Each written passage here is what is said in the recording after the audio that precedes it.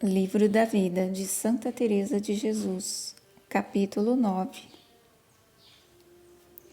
A essa época já estava minha alma cansada, e embora quisesse repousar, não o conseguia devido a seus maus hábitos.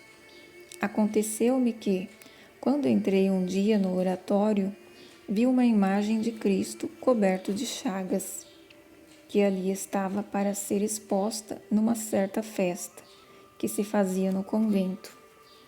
Era uma imagem tão devota que, quando o contemplei, fiquei profundamente comovida por vê-lo assim, porque representava bem o que passou por nós, o crucificado. Quando me dei conta, no muito pouco que ele agradecia por aquelas chagas, senti um desconforto tão grande, como se fosse partir o coração. Joguei-me então a seus pés numa torrente de lágrimas e a suplicar-lhe que me desse forças de uma vez por todas para não mais ofender. Sendo muito devota da gloriosa Madalena, eu pensava frequentemente na sua conversão, especialmente quando comungava. Como tinha certeza de que, naqueles momentos, o Senhor estava dentro de mim, punha-me a seus pés, pensando que minhas lágrimas não seriam rejeitadas. Eu não sabia bem o que dizia, mas creio que o Senhor me fazia um grande favor, consentindo que as derramasse por sua causa, porque logo, pois, eu sempre esquecia meu sofrimento. Sempre me encomendava àquela gloriosa santa para que alcançasse o perdão. Mas nessa última ocasião, quando vi essa imagem que falei acima, devo ter tirado daí um proveito ainda maior, pois a partir daquele momento abandonei toda a confiança que tinha em mim e a depositei inteiramente em Deus. Creio então ter-lhe dito que não me levantaria dali até que me tivesse concedido o que lhe suplicava. E parece que me foi proveitoso, porque fui melhorando muito desde então. Tinha eu este modo de oração, como não podia discorrer com o entendimento. Procurava representar a Cristo dentro de mim e me sentia melhor, a meu ver, nos lugares em que eu via mais só. Parecia-me, entanto, só e aflito como pessoa necessitada.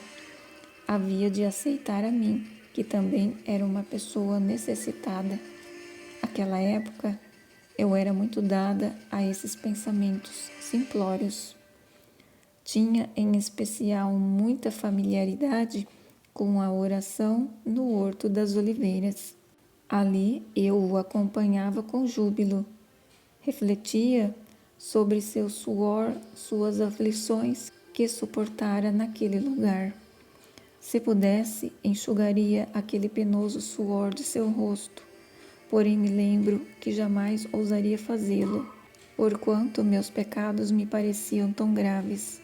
Ficava ali com ele o máximo que me permitiam, e meus pensamentos ficava ali com ele o máximo que me permitiam os meus pensamentos, pois eram muitos os que me atormentavam. Por muitos anos, na maioria das noites, quando me encomendava a Deus antes de dormir, meditava sempre um pouco sobre esse passo da oração do horto. E já o fazia antes mesmo de ser freira, porque me haviam dito que assim se ganhava muitos perdões. Tenho para mim que desse modo grande proveito obteve a minha alma, porque comecei a ter oração sem saber muito bem o que ela significava, e esse simples hábito já bastava para não deixar de praticá-la. assim como não deixava de fazer o sinal da cruz antes de dormir. Voltando ao que dizia do tormento em que me davam meus pensamentos, chamo aqui a atenção para algo muito importante nesse gênero de oração, no qual a mente se abstém de refletir. É preciso que a alma esteja ou profundamente recolhida ou plenamente perdida em meio a todo tipo de distrações. Se avança, ela vai longe, porque é movida por amor. Mas aqueles que chegam tão longe só o fazem à custa de muitos sacrifícios, salvo aqueles que o Senhor deseja elevar muito rapidamente à oração de quietude, como é o caso de algumas pessoas que conheço. Para as que vão por este caminho, é bom ter em mãos um livro que as ajude a se recolherem. Também me favorecia olhar o campo, ou a água, ou as flores, enfim, todas as coisas que me faziam lembrar do Criador, que me despertavam, ajudavam-me a recolher-me, assim serviam-me como um livro, além de me fazer recordar de minha ingratidão e de meus pecados.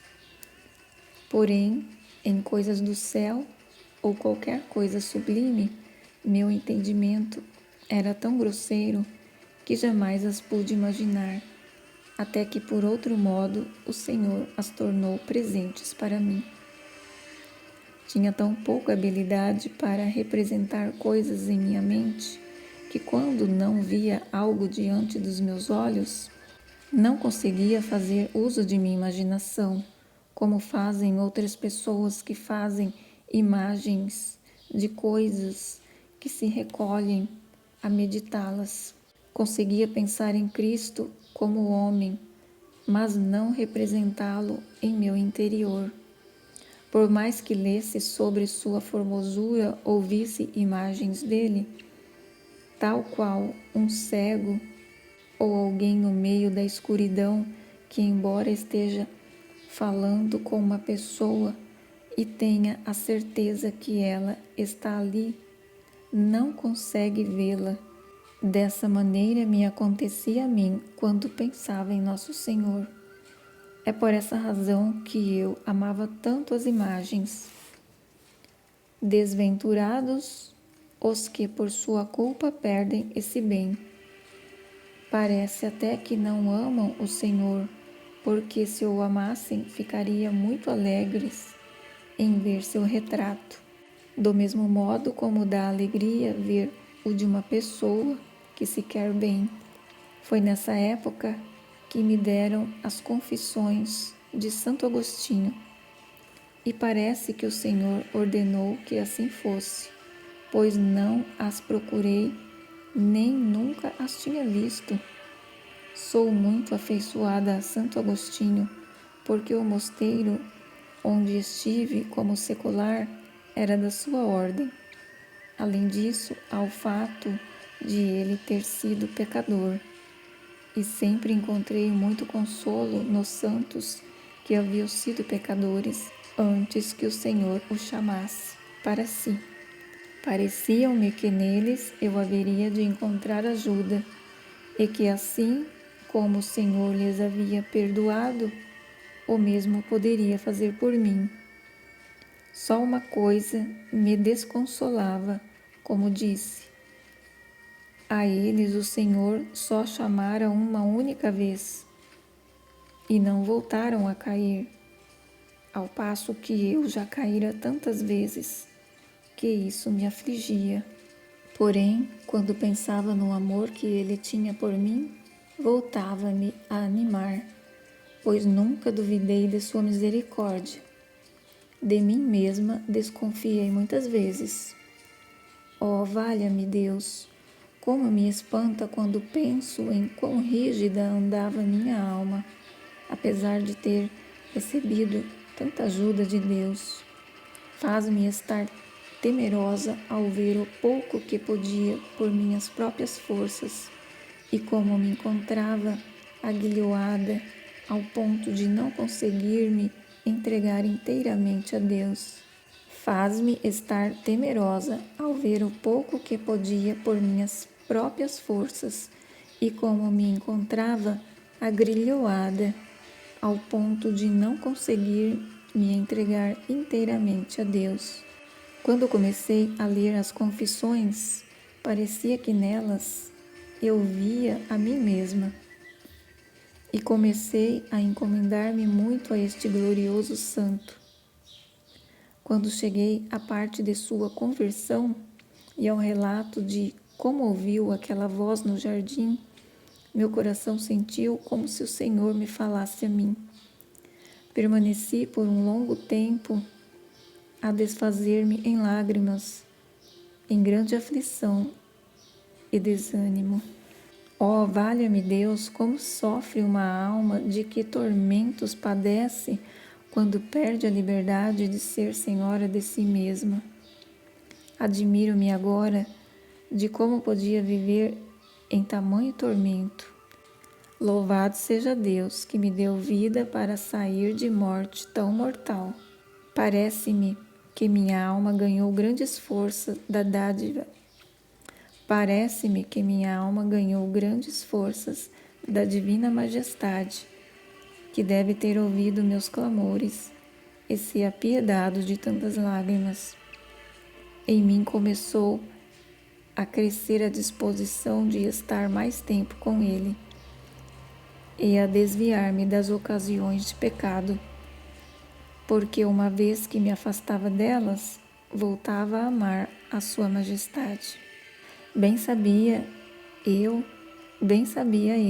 que o amava, mas não entendia em que consiste o verdadeiro amor a Deus. Como teria de entender? Parece-me que ainda não estava totalmente disposta a querer servi-lo, quando Sua Majestade voltava a me conceder favores. Creio que, dando-me consolações e presentes, o Senhor encontrava um meio de fazer-me desejar receber aquilo que os outros procuram adquirir com grande esforço. Porém, jamais me atrevi a suplicar-lhe que me concedeste estas dádivas, nem a ternura da devoção. Muito o que lhe pedia era a graça de não o ofender e a remissão de meus grandes pecados. Como os via tão grandes, nem sequer ousava conscientemente desejar que me fosse concedida dádivas e deleites.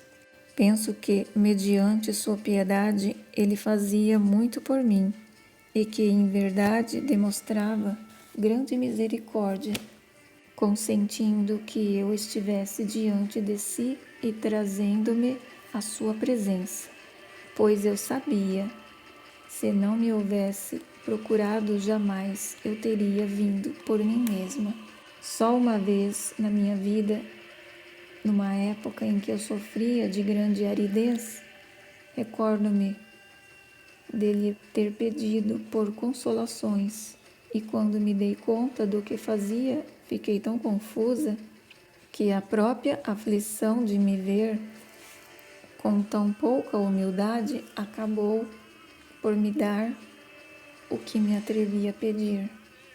Embora soubesse que o pedido era lícito, parecia-me que só estavam autorizados a fazê-los aqueles que haviam empenhado com suas forças em obter a verdadeira devoção, que consiste em não ofender a Deus e em estar preparado e determinado a fazer somente o bem. Aquelas minhas lágrimas, porque não alcançava com elas o que desejava, pareciam-se efeminadas e débeis. De toda maneira, creio que ainda assim me valeram, porque, especialmente depois dessas duas ocasiões em que me causaram tanta compunção e dor em meu coração, comecei a devotar-me mais à oração e menos às coisas que me fizessem mal. as quais não abandonei por completo, mas, como disse, Deus foi me ajudando, a desviando-me delas.